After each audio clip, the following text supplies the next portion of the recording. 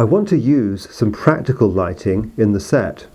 So I've taken one of these candle effect lights and removed the bulb. And I've wired it up to a 3-volt battery pack using some green garden wire. When we connect it to the battery pack, it should light up. But with LEDs, they only have one direction of polarity. So if you find it doesn't light up, just switch the wires around, and that should usually do the trick.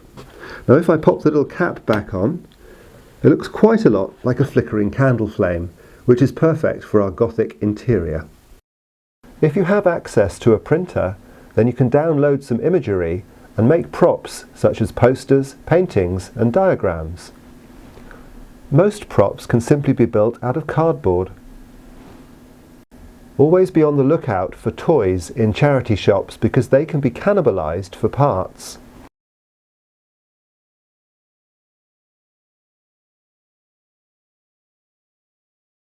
I needed a nice big piece of cardboard for the floor of the set, so I've just used my mood board here and painted it a sort of stone effect, and I've added some sticky backed plastic here, and the reason why I've put the plastic on is it helps the puppet to stand up because the blue tack really likes sticking to the plastic surface, so it means that when I come to animate the walk, the puppet is less likely to fall over.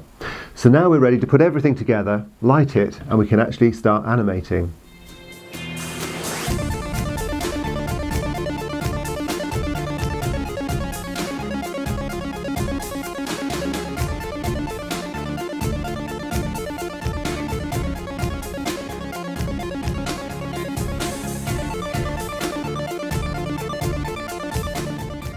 I've added a little bit of washing up sponge to Bendy Wendy, so she's now got a body and a head. I've used some LED spotlights for the lighting.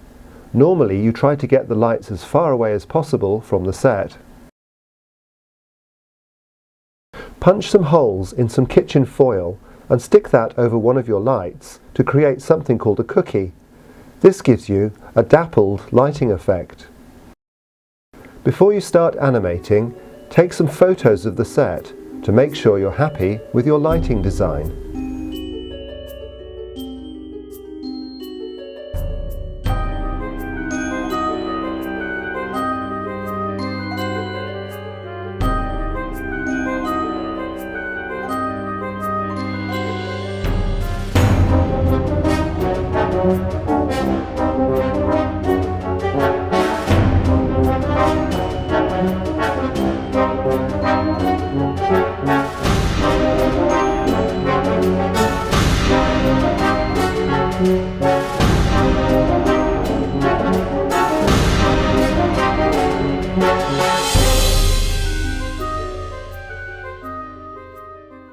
So there we are.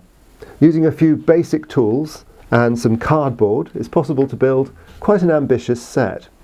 When I came to film this, I used the bridge camera, and because there isn't a lot of light here, I've had to use a very slow shutter speed, so I actually had a 2-second exposure time for each photograph. And I hope you have as much fun making your set as I did.